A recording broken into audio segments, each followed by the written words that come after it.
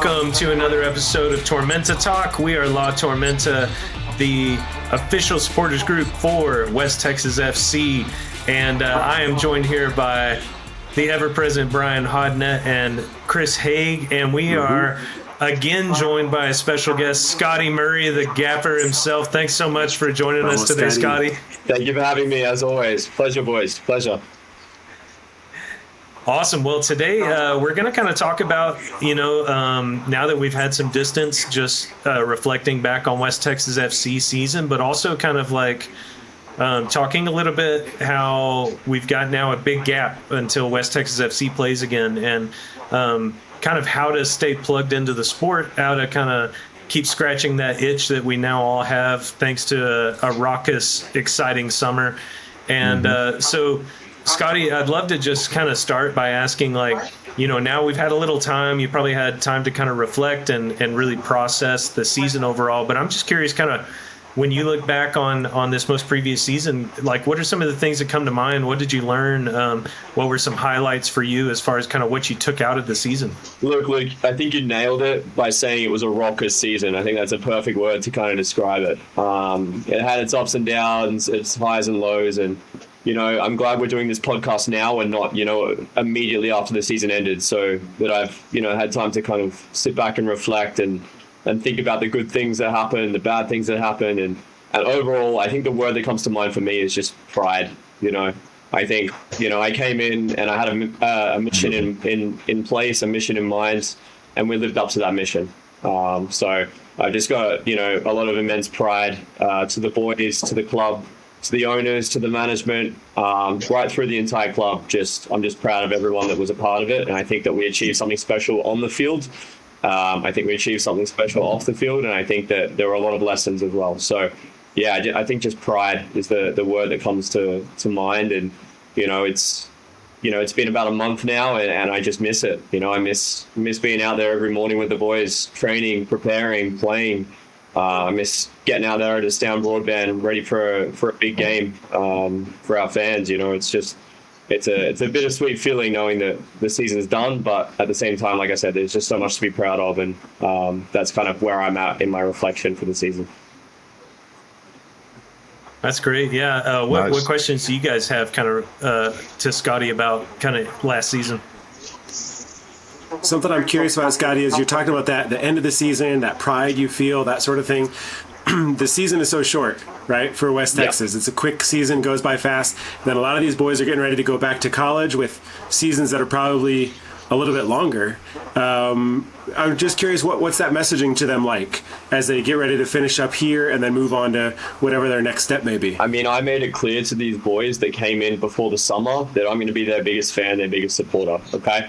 Whatever their goals, whatever their ambition is. If they want to come and join West Texas with the goal being, hey, I want this to be a stepping stone to go professional, I'll do whatever I can in my power to help that happen. If my goal is to go back to my college in the fall and be first team all conference, second team all conference to make a name for myself, then I'll do whatever I can to prepare myself for that. And so everything that I did this summer, obviously I want to win trophies, I want to win games, I want to win championships, which ultimately we did. We won another regular season championship this summer. But at the end of the day, these boys are using this as a platform, as a stepping stone to go back to their college, to go back to their club, to go back to their team and make an impact. So it's, using that kind of, like I said, stepping stone to get the most out of the boys and the most out of the players.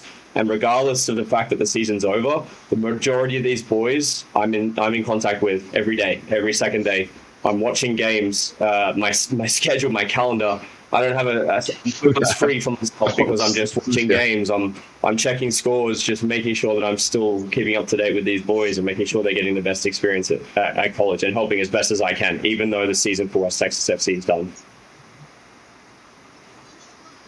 Yeah, that's awesome to hear. It's a full-time job, man. I mean, I've got my calendar is blocked. All these colors, boom, boom, game, match. Sharing them on Instagram, seeing all these guys play, trying to catch snippets. I mean, there's not enough hours in the day. One thing I wanted to ask you from last season was, can you give us something, your greatest accomplishment and your most challenging moment? That's tough, putting me on the spot. We'll start with You got to ask the tough questions, man. This isn't easy. Yeah, we'll always start with the negative first. I think toughest moment, and I think we can all agree on this, conference final day, okay? You can beat around the bush and you can, blame one thing or another. But at the end of the day, that was obviously the biggest hurdle we faced this year. And, for us to come so far and achieve so much as a collective group, for it to be taken away like that was tough. It was devastating. It was difficult for the boys. So that was definitely the biggest hurdle, because I felt like our season was cut short, undeservedly so. I think that, there was a lot of football left to be played for myself, my staff, my boys, and we were very excited for that, and I think we deserve to be in that situation. But that's the nature of the NPSL. That's the brutality of the NPSL. You look at another similar competition like USL 2, we would have made it to nationals, because they don't do it based on one team getting out of a conference. It's just the way the structure works, and sometimes it works in your favor, and sometimes it bites you in the backside. And unfortunately for us, it worked negatively. But that's the biggest negative for me, was just that final game, because like I said, we just weren't ready to be done. We still had so much, not just so much football to be played, so much good football to be played, because we'd worked so long and so hard throughout the summer to get to a point where we would back ourselves against any opposition. And I've spoken to all of you guys individually, moving forward after that game, even though we weren't a part of it, I felt like we could have really made a name for ourselves. So that was definitely the biggest hurdle for me. The biggest accomplishment, and what I look back on, which resonates with the most success, is the retention rate this summer. We started the summer with 30 guys. We ended with, I think, 27 or 28. When you compare that to the year before, and then even the year before that, the retention, just the fact that we kept so many boys, I can pick 18 guys for the roster, which means that I still had 12 guys not even dressing for games, and the majority of those boys stuck it out for the whole summer. And I think that kind of speaks volumes to the culture that we built. It's obviously, for these boys, it's really important to step foot on the field, to play, to have an impact, but for them it was more. It was more about the club and more about what we were trying to build. And you look at all these other teams, not just in our conference, but all around the country, that were having to sign entire new starting 11s because they lost their team. That was just not the case for us. The culture was instilled from day one, and the retention rate was there right until the very end. So that's one thing I'm really immensely proud of for the boys. Absolutely. I mean, when we recapped our season, when we broke it all down, the word I used was special. And that was a very special part of what y'all put together out there for us, for the fans, for everybody watching. So the retention, seeing the guys, everybody willing to fight, and man, this is the year it felt like it was lined up to go all the way. Unfortunately, something didn't go our way. But, that's sport, man. That's the way it happens. Yeah, it happens. But yeah, it was a special ride to watch you and your players and the staff, everything, man. It was just great overall. That was a really special thing to see. I'm glad.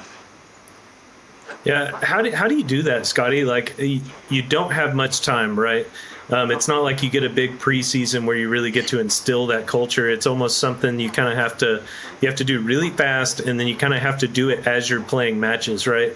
Like, what was your strategy going in, and did you kind of have to pivot, as you were going along? Just how did you create that culture? How'd you go about doing that? Look, they always say there's a method to the madness. There's a method behind it, okay? Sometimes it goes well, sometimes it goes poorly, sometimes you lose players, sometimes you lose matches. And I think we saw from the beginning of the season, it was a learning curve for us. We did not get off to the best start, right? I think, we got off to a really good result away to Fort Worth. Then we lost at home to Oklahoma, and we tied to Brownsville. So in the first 3 games of the season, we were not in a position that we wanted to be.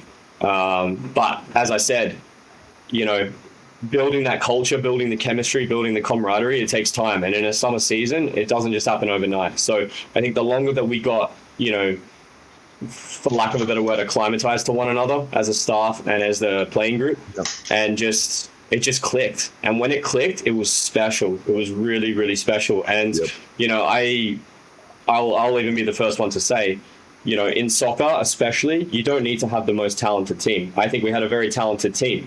But you don't need the most talented team. As long as you've got culture, you've got a good discipline, the players will fight for each other, they'll run through a brick wall for one another, then you've always got a chance against anyone, any condition, any day, any time, any temperature.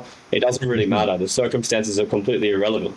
If you've got a team that are willing to run through a brick wall for one another, that's literally all that matters. And that's what I wanted to instill. And it didn't happen for the first 2 to 3 weeks. There were changes that had to be made with personnel that were playing, that were not playing. But at the end of the day, we got there. And it clicked, and it was special. And it was a really, really fun thing to see. And I will still stick by that same principle as a coach. Now, at the start of the season, next season, wherever I go, is the culture is above everything. It's above everything. I will sacrifice every single win that I'll get in the season to instill a good, positive culture to make sure that these young men are leaving the summer better than when they came in. That's a non-negotiable for me. So I'm a big believer in controlling the controllables, you know, and there are a lot of things that are out of our control. Take the last game against Lubbock. Things are out of our control. There's nothing we can do about that. But there's so many things that we can control.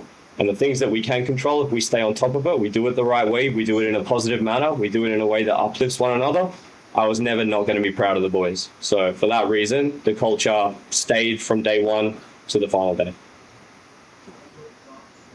Yeah, well said.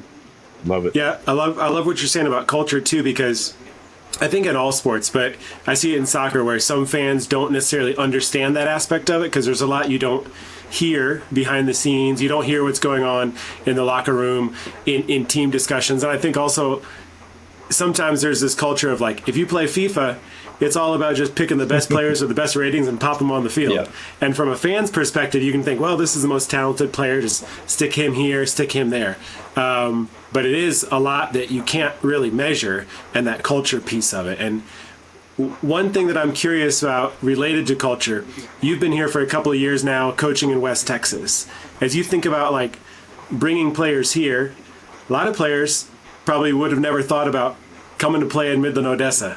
So I'm just curious about that conversation too with players. Like, what's the sell on bringing them here to this area that they may not think about coming to play at? So being a head coach of a summer team, you're ultimately just a salesman. At the end of the day, I have to sell myself. I have to sell the club. I have to sell the location.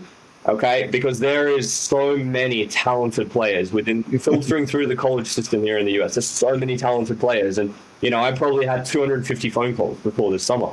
But the lesson that I learned very quickly as a head coach is just as much as you need players to come in and make a positive impact, and you need to flatter those players, they also need you.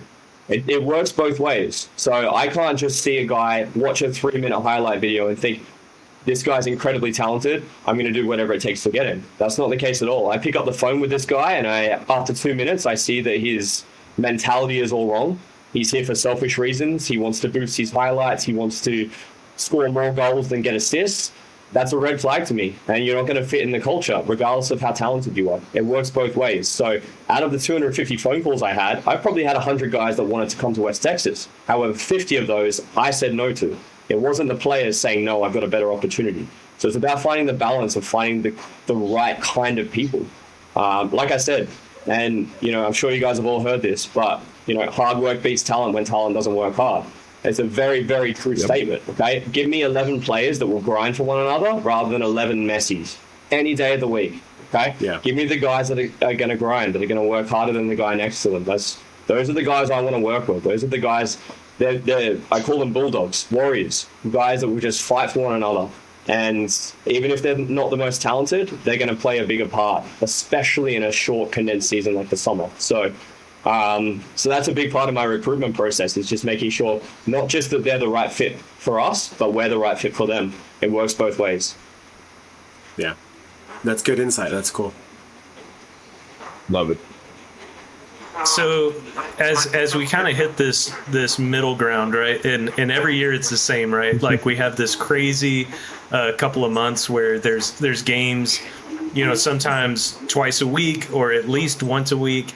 And now we kind of get through this period in between seasons. I'm just curious, Scotty, like for the people who are listening who went to the games and said, man, soccer is like pretty fantastic, right? What kind of, and this is maybe less a question of you as a coach, but you as just a soccer fan, What are some ways to kind of keep plugged in with the sport that you see or that you engage in during kind of this school year kind of time? So it's funny you say that, because the summer is usually a period of time when we have a break, when we switch off from professional soccer. Okay, you've got different sports, particularly here in the US, that are active. You don't have football, you don't have NBA, basketball, you don't have college sports. It's kind of a bit of a time off for sports. But it's funny because this past summer was a real break for soccer. Last year, however, was not. If you remember 2024, the Euros were happening. So there's some big-time pro soccer to be watching. And now, obviously, moving forward to 2026, you got the World Cup here in the United States, here in North America. So, there's a lot to be going on. But for the fall especially, I mean, for someone who doesn't really follow soccer too much, this is the most exciting time of the year outside of West Texas FC. You got every major league in Europe, every major league in South America up and running.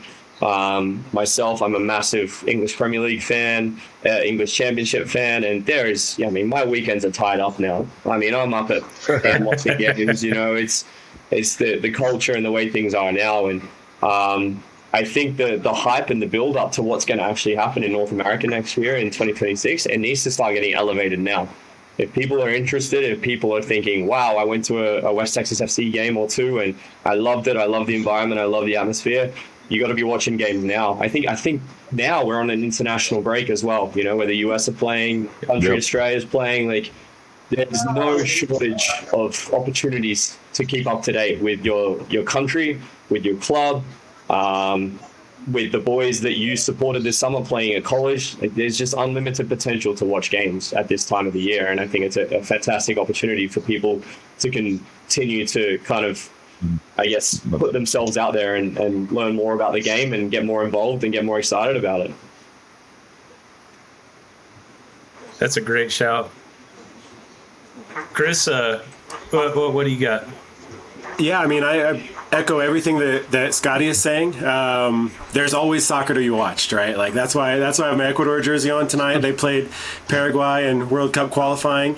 I would say for fans who have gotten into West Texas FC, but not a lot of other soccer, a few things that come to mind. One is download the FOTMob app, and there's others as well, but my preference is FOTMob. And you'll see, I mean, every weekend there's just so much soccer to be consumed. And I think like now, because everything's so split and it's like all streaming, you can just kind of choose. Like, it's too hard to keep up with all the leagues. So you can just kind of choose, like, okay, do I want to follow a Premier League? Do I want to pick a Serie A team and follow the Italian league? Like, you can just kind of pick and choose, and that could even depend on what's your, what streaming services do you have.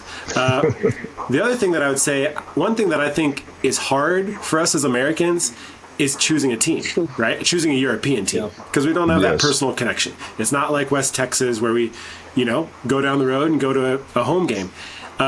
So one thing that I think is fun is just getting to know teams. And obviously these past few years, the Wrexham documentary has been huge. There's others, right, that you can find a bunch of different documentaries. Some are short term. Just end of the summer, I watched the Birmingham behind the scenes documentary, and like that's a club I didn't know much about. And so it was fun to watch that. And kind of like we were talking earlier, that culture building part, that's what's fun about some of those, because you get to know the team on a deeper level. What's the background of the history of the club? How's the team put together? So I don't know, there's that type of thing to explore as well. And then if you have a little bit of an attachment, you're drawn into watching those games on a weekend. Just to touch on that as well, which I really like, you touched on Birmingham City. Tom Brady, he's a majority owner now of Birmingham City. You take Wrexham, Ryan Reynolds, Rob McElhenney. These are household names in America. These influential people here in the United States are buying these top professional soccer clubs in Europe. There's a reason for that. They love it. You watch the documentary. It's not a business transaction for Ryan Reynolds. He genuinely loves it. I think he's bought a house in Wrexham in Wales now. He spends half the year there. He's dragged his wife, Blake Lively, there. Like, they're so involved, so invested in the whole experience of football in Northern Wales. And you take those two, you take Tom Brady of Birmingham City, and I'm pretty sure quite a few more that are starting to kind of dip their toes in the water of buying clubs over there. And I think that passion is just going to accelerate the need for wanting to get involved here in the United States. definitely. Yeah, And- yeah. I think the ones that come to mind for me, just off the top of my head, is I believe Arsenal is owned by the same group that owns the Rams. Chelsea was recently purchased by the Dodgers group. My Liverpool is owned by Fenway Sports Group. The American involvement in soccer has like skyrocketed. What's the actor? Michael B. Jordan is part owner in the Bees, right? Brentford. And so, is it Brentford or Bournemouth? It's Brentford, isn't it? Brentford, yeah. Yeah. Yep. So, I mean, clearly, like, as these games get easier to watch, and again, it's fun because, I think championship is typically on Friday kind of mornings in the U.S., and then Saturday, Sunday mornings and afternoon, you've got Premier League stuff. Most evenings, you've got MLS going on. It's just crazy how much there is to watch. And like you said, And that's what I was going to say too. I have to mention MLS, right? I've got all my Verde and Black behind me. I mean, that's the thing. MLS is happening every weekend, and like you said, Scotty, the fall is a great time for soccer. College ball is starting up, and then MLS, we're getting towards the end of the season. Playoffs starting fairly soon. So there's always MLS to watch. I'm frustrated that for an average fan, it's behind a paywall on Apple TV Plus, but it is what it is. But there's always MLS to watch as well. Yeah, USL. You can get USL on ESPN if you want to, That's like true. San Antonio FC. El Paso Locomotives. Yeah, ESPN Plus has a ton of soccer to watch for sure. Yep. So one of those that you mentioned, Scotty, is a lot of the guys we know and love, right, from this past season, or even the season before that. I'm just curious, kind of, can you kind of give us an update maybe on how some of those boys are doing? Before we started recording, we were talking about some of the highlights we've seen of Yart, who I think was a favorite here at West Texas, and it was a bummer that he didn't really get to, wasn't fit enough to get onto the pitch till late. But man, he is looking like unbelievable right now. But I'm just curious, kind of who else is going and kind of where can we see that stuff? Yeah, I mean, Yart's a great example. He's absolutely killing it now. I mean, I spoke to you guys before, and he went back to his college, Cal State Northridge, and his first game for them, he scored the winning goal against UCLA. He's on fire at the moment. I've been watching highlights of him. He's doing fantastic. Some other boys to note, I can't mention every single one of them, but another couple of boys is Justin. Obviously, another big fan favorite. Rock solid as a center back for us this summer. He's just killing it at Milligan. I think Milligan University are going to be one of the top kind of 10, 15 teams in the country, NAIA. And he's just a rock in the back line there. A couple of the other boys, Caio Pereira, Caden Maldonado, have gone back to Faulkner, and Faulkner's made a very, very good start to the season in the NAIA as well, in a conference that's, in my opinion, going to be wide open and ready for the taking. Who else have we got? There's several other guys. Alberto's gone to Cali College, and I think he's just going to absolutely destroy that league, that conference himself. I believe he's played 3 or 4 games, and I believe he's got 4 or 5 goals and 4 or 5 assists already. Wow. And those are the stats that give me a lot of pride as a coach, and I'm in touch with all these boys. And even guys, I'll give another example and another shout out is Cole. One of the boys I brought in who left halfway through the season, for various reasons, and now that he's done, he's graduated. We still are in direct contact, and I'm doing everything I can to help him get to the next step, to the next level. Whatever it takes from me and my professional contacts to help him get there. And then if you want to go the year back, Luke McCormick, one of our studs from 2024, he's absolutely killing it at Texoma in USL 1, starting every game. He just got, I don't know if you guys saw, USL 1 goal of the week last week. Scored a banger from outside the box, top bins, Beautiful. Yeah, just an outrageous finish. So, it gives me a lot of immense pride to see these boys that have worked under me and boys that I've coached just be successful. And that's what I mean. The fall is a tricky time to be able to watch everyone. I can't watch everyone. I can't see everyone, but I do whatever I can to stay in touch and in contact with these boys. And like I said, I'm their biggest fan, their biggest supporter, and whatever they need from me moving forward, I'm going to be there. Yep. Merchant's doing well up north, man. He's having a good time up there. Him and Marcel together. Yep. And then Liam Core from last season, he's having a good time. I think it's Mercer. He's doing pretty well down there, scoring almost averaging a goal a match. Yep. it's fun, man. Checking in on these guys. Like I always tell everybody when they come here, is like it's West Texas forever, man. I'm gonna try to keep up as best as I can as long as you're playing. I'll give another shout out by name here is Rex Pierce. I mean, and one of my fellow Aussies. I'll be honest, he struggled to get a foot in with the team here, and he's started pretty much every game Division 1 for Detroit Mercy this fall. I knew he had potential. I knew he was a great player, and ultimately, it was tough for him here this summer, but for him to go back this fall and to showcase his ability and show what he's capable of at the Division 1 level and prove himself as an established starter speaks volumes to the depth that we had this past summer. They're telling you had a squad, man. Guys everywhere. That's right. I'm curious, Scotty, I'll ask you first, but Brian and then Chris, I'm just so kind of people know some of the teams that we follow. Who are some of the teams you're watching right now, Scotty, besides obviously the ones where we have West Texas FC people on, but just what are some of the teams you've supported over the years and kind of why do you support them? Yeah, I mean, my team, unfortunately, so right now is Southampton Football Club. So Chris, you alluded to earlier, different streaming services have different kinds. And I was a bit stressed going into this year because obviously as a Southampton fan, we just got relegated from the Premier League after the second worst season in Premier League history. Don't really want to talk about it, but here we are. So I knew that we were getting demoted to the Championship. And I found out through a friend of a friend that Paramount Plus plays all the Championship games. They don't play any Premier League, but they play all the Championship games. I'm like, well, I got to sign up, $8 a month. Let's go.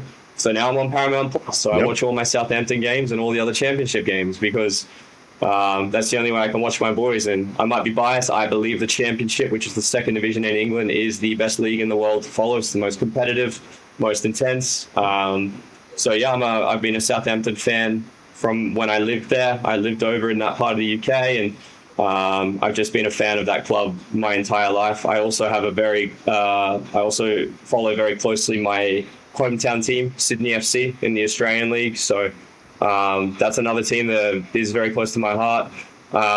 I've still yet to find my MLS team. I'm open to discussing it if you guys want to persuade me. Austin. Hey, listos. I knew it for Austin, but I don't really know for sure yet. I kind of have a thing. I like LAFC. I love Sonny. So I kind of like the California-based teams, but that's open for discussion if you guys want to persuade me. I'd love to hear your arguments. So. That's awesome. How about you, Brian? Love it. Okay, well, I guess let me start.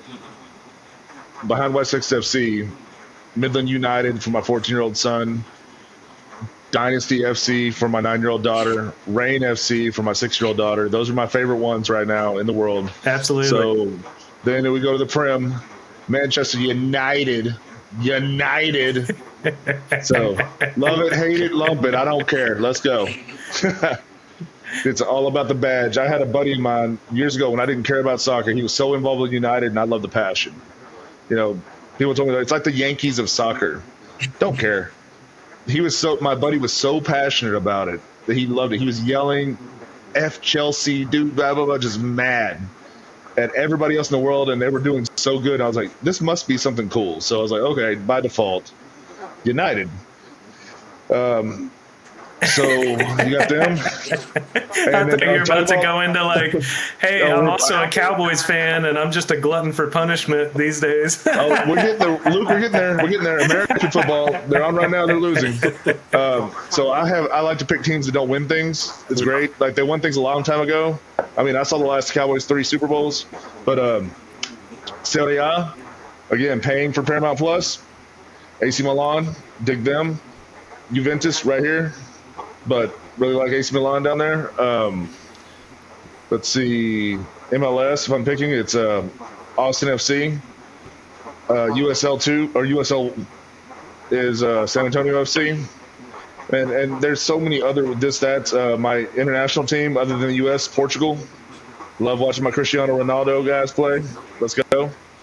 So, but just different things. My son is the one that got me into Cristiano Ronaldo. Loved him. Great, great role model, great example. My daughters watching them. We watched women's soccer. We watched them play. It's great, man.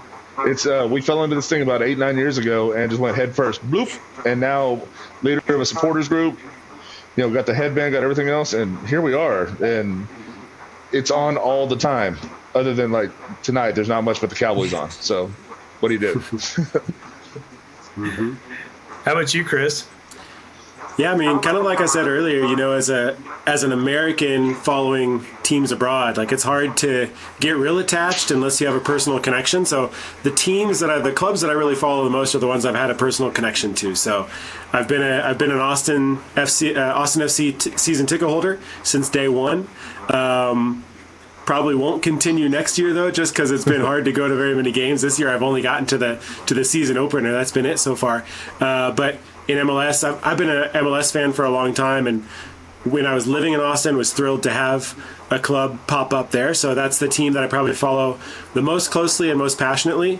The other teams that I follow are kind of random, just because it's these random personal connections, right? And so, in Europe, the team that I probably appreciate the most and have the most connection to is now in the second Bundesliga, a team called Arminia Bielefeld. And that's only because when I was in high school, I did an exchange and I lived in Bielefeld for a little while. And so it's this random club. They've bumped up and down from first division down to third division. So now they're in second division this year, which I can watch them on ESPN Plus, which is nice. And then Premier League, I've never really been able to get real attached to a team. But Luke, as you know, I've been a self-proclaimed Crystal Palace fan for the past few years, which this is a good time to do that because we just picked up a couple of trophies. So, otherwise it's just a lot of miscellaneous teams and leagues that I'm watching. And the other thing, as I mentioned, I have an Ecuador jersey on. I lived in Ecuador for 4 years, so I love paying attention to the Ecuadorian players across the world, and especially some of them who are playing at the top level in Europe right now. Yeah. And I'm not laughing at Crystal Palace, Luke. And Chris not, but Luke's Zelda level joke from the other weekend still sticks in my head. It's hilarious. Yeah, and it's a good joke. But we got the last laugh after those penalties. Indeed you did, sir. Indeed you did.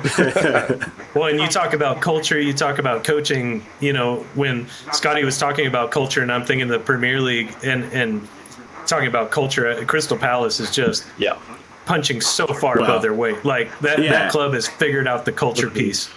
And that's part of the reason that I kind of arbitrarily picked them. It's like I didn't want to go for a big club, but I wanted a club that has this rich culture, and it comes from working class neighborhood, has really good fans, and it's not about winning trophies necessarily, but just has an awesome culture. So or at least it wasn't until you started winning something, right? Like, very true, very true. And obviously, I'm a Liverpool fan now for several decades, which was just a connection with a guy I went to college with, and he was a big fan. And the first professional team that I ever followed was Barcelona. From being in El Salvador on a trip, I was there for a gig playing guitar, and all the kids were they'd come up to you and ask, "Are you Real Madrid or Barca?" And it was like, I don't know what you're talking about, but who are you? And they say Real Madrid. So I said, "Oh, Barca." And turns out it was like Pep Guardiola's Barca team. And so it was like, man, I picked the right team. This is good. So the right one. Yeah, and so I've always kind of had an affinity for them. Obviously, Austin FC, just getting to go to those games is something special. Getting to watch one team that I actually always watch whenever they're on, and I can catch it, is Angel City FC in the Women's Professional League. Watching that documentary, I thought was really fascinating, and I really enjoy. Like the women's game is just so different, and I really like the different strategy, and so I enjoy watching that league. And it's fun that the U.S. Women's League is one of the top leagues for women in the world, and that's exciting because it's fun when, like, watching MLS versus Premier League, you kind of see a gap there, and I'm hoping MLS can continue to grow, continue to get better. But watching the women's league, it's like that's the best women's soccer you can watch. And so that's exciting. And the way they're growing too, because the way that Angel City is kind of organized and run at the moment, but in Kansas City, they have a stadium specifically for the current, the new Denver team is going to build a stadium just for the women's team. So it's like, that's awesome to see that growth. It's a really cool thing to be paying attention to. So So Scotty, what do you think's important about kind of building soccer culture? Obviously you come from both Australia and England, which I don't know much about Australian soccer culture, but I've watched enough of the Socceroos to know like that team is passionately supported, and I would assume that is a reflection of the soccer culture in Australia. But in the UK and these different places, like, what do you think's important about building soccer culture? How do you go about that? It's just the passion. It's just the passion for the game. You talk about Australia, I might be a little bit biased, but you take the last World Cup in Qatar, I believe we were the closest team to getting over Argentina in the round of 16. I think that they were very lucky to get past us, and we all know who ended up winning the entire competition.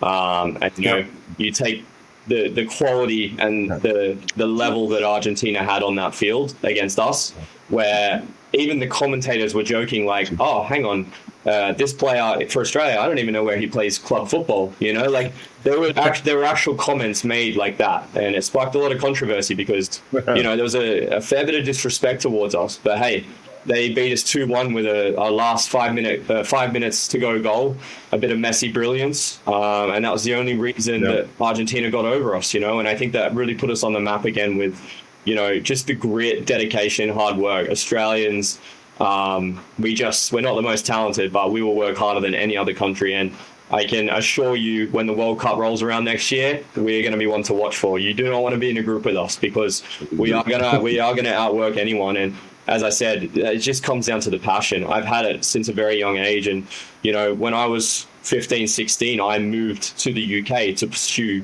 professional football, just because there wasn't really an outlet for me to play in Australia. And that was unfortunately the case. If they're in a perfect world, I would have every opportunity to make my dreams a reality in my home country, in Australia. And I didn't have that option. So I did have to move. But things have changed now. Things have changed since when I was 15 years old. So, there is a pathway. There is something set there. And it's really, really exciting. You're seeing young Australian players now making a real name for themselves in Europe's top leagues. And that wasn't a case when I was around, albeit your massive guns, Tim Cahill, Harry Kewell, Mark Viduka, Mark Schwarzer, other than those kind of top caliber players.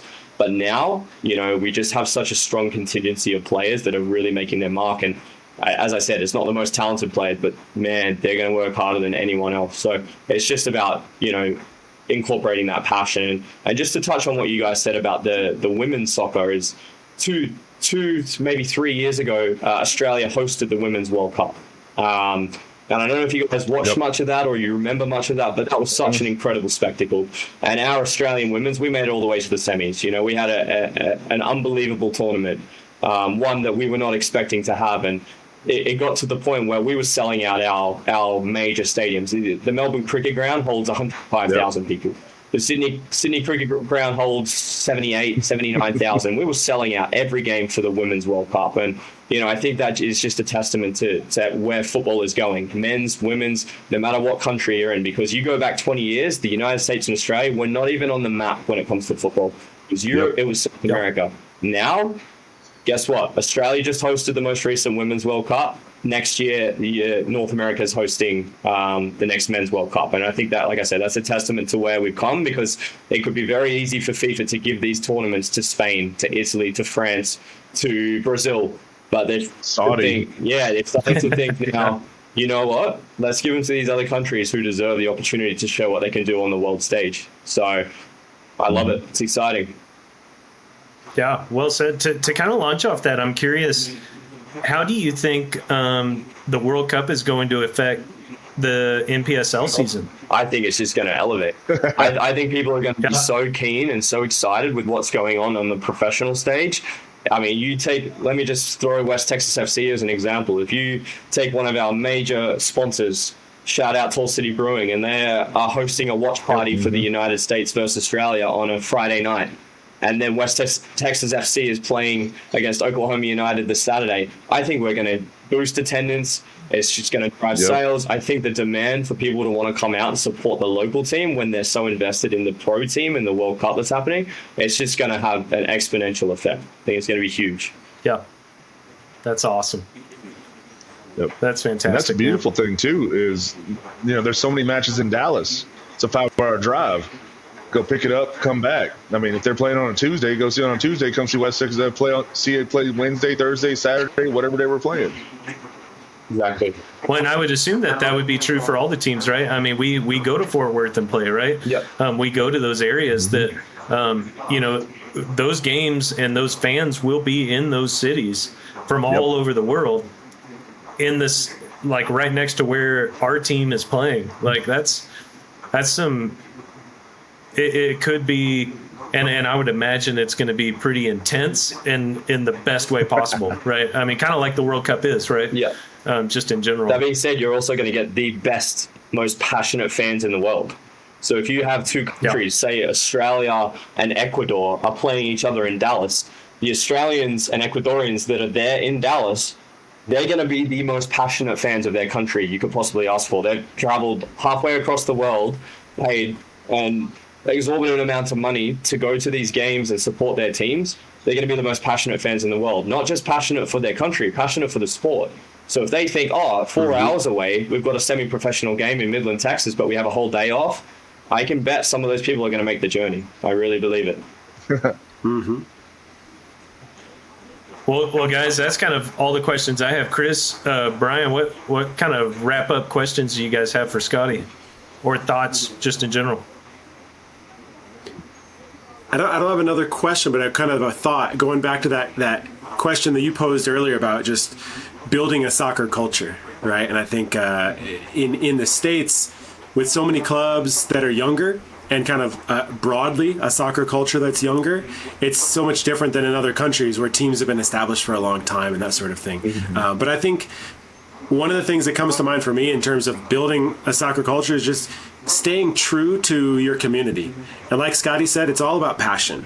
You're going to be passionate for your team, for your local team, for your community, but also just staying true to like the local vibe, the local culture of wherever you're at. Because one of the things that was really impressive at the end of this summer was that USL 2 final in Vermont, where Vermont Green hosted. That was lovely. That scene was incredible, right? That was so cool to see. And I think that's what Vermont Green has done really, really well, is just staying true to their local culture, right? Connecting with the little things in their community that make sense, bringing in, local artists for different things and just staying connected in that way. And so I think that's one thing that's really important. And that's what I love about what we're growing with West Texas FC and La Tormenta, is just building it from the ground up here and connecting with the community that's here in this area. Definitely. Yeah. That TIFO in Vermont was dope too. Yeah, it was super creative. Oh man, that's one of the things you want to see brought down here. You want to see if we can build this culture up to that standard and beyond, man. And I think it's doable. I really do. We have pockets of soccer fans out here, football fans. We just got to find a way to get them all in one room. Yeah, got to find a way to get them to one place. Yeah. So I mean, Scotty, you've seen it. I mean, it's not the biggest culture here, but you can feel it bubbling under the surface. There is soccer here. I mean, you go out like this weekend, MSA kicks off. Walk around the pitch over at Butler, walk around the pitch over at Hogan, the Spot, go over to Odessa, UTV, and the Windlands here in Midland. Look at how many families are there. Look at how many kids are there. Look at how many jerseys are there. Teams I've never seen before. The culture's here. We just got to find a way to bottle it. Yeah. Catch light in a bottle, if you will. Let's go. Yeah. Let it go. Yeah. Yeah, and what we hope to do, in this time, and Scotty, just want to say how appreciative, we are for your time. And anytime you're willing to come on the podcast, we love talking soccer with you, and just really appreciate you, hearing your kind of perspective and thoughts on everything. But throughout the off season, we're going to be talking about all these various leagues, all the local soccer going on. We'll have high school soccer kicking off, which is super exciting. We'll have UTPB going on. We'll have the professional teams that we support. We'll be chatting all that stuff because, me as a soccer fan, I find community with other soccer fans. And that's what we want to be, is just a flair for soccer fans in the West Texas community. So, Brian, what are some of the things coming up here soon? Even this we record this on a Thursday, happening this weekend, that involve West Texas FC, involve soccer, and involve La Tormenta. Well, you got September Fest coming up, Museum of the Southwest. Pretty nice little showing. West Texas FC is going to have a tent there. Two of these fine gentlemen on this podcast with me will be out there representing for La Tormenta and for the squad. This weekend, MSA kicks off. I'll be in the bright yellow West Texas FC jersey, coaching my daughter, running around watching my daughter, watching my son in Odessa. I have a pocket full of La Tormenta cards. If you're interested in signing up, come see me. QR codes are easy to scan. If you don't know how to work your camera on your phone, one of my kids will show you how to do that, because I'm not as technologically proficient as I used to be. I mean, we got some good stuff coming around the corner, man. I mean, where are we at? This is September now. So, you know, high school ball is going to start December, January-ish for, you know, football, soccer, or American, but I keep calling it football, man. I'm used to it by now, but soccer. Scotty, it's got to be a challenge for you, man, to deal with this. Tough. Yeah, I just may do. Yeah. I'm just like, I'm just gonna throw it out there. I feel, but we have a lot of good stuff coming down the line, man. Like I said, with MSA out there, with OSA going to be kicking off soon. Practicing's happening. I know my son's trying to try out for the legacy team, lead team, whatever they are, this turn of events. So it's in season, guys. We got a lot of stuff going on. So look around, find us. We'll be out there, and we'd love to have some more people join our group. Sign up, come support. Just talk whatever soccer you want. Premier League, Champions League, MLS. You want to talk about junior high? We can do that too. I'll figure out the teams. We'll learn it. And I'll add too. We were talking about women's soccer. We were talking about women's soccer earlier. I'll just add as well. Yeah. UTPB women. They kicked off tonight. So they played their first game. I was just checking the score here, and looks like it ended in a draw. So 0-0, but they picked up a point. But we went out to a few of those games last year, and those are fun games to see some live soccer here in the area. So that's cool that they're starting their season. Yeah, we got to get back to a couple of those, man. They're a lot of fun. UTPB is a blast to go see. Man, I really wish West Texas FC would get out here with the women's team too eventually. I think that'd be a lot of fun. Mm-hmm. That would be exciting. Well, to kind of wrap us up, Scotty, I'm just curious. I want to give you the final word. We got the gaffer on the podcast, so I can't. You're the guy who gives the talk at the end of the match. So I'm curious for the La Tormenta soccer community of West Texas. Just what's kind of the thought you'd like to leave us with today?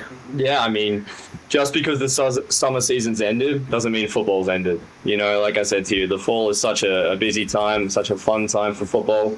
Like I said, I don't get a moment's time to breathe because I'm watching so many games. I'm supporting my boys in their colleges, in their respective colleges, and supporting my Southampton and all the other leagues across Europe. So just get involved. If you have questions, there are people around that are willing to help and guide you. And it's such a fun community to be a part of. And even as a coach, I'm constantly learning, I'm constantly asking questions, and I'm constantly excited to meet people with a newfound interest in the sport, especially here in West Texas. So yeah, it's a fun time to be involved. It's a fun time to ask questions, and it's an exciting time to be involved with La Tormenta and West Texas FC moving forward.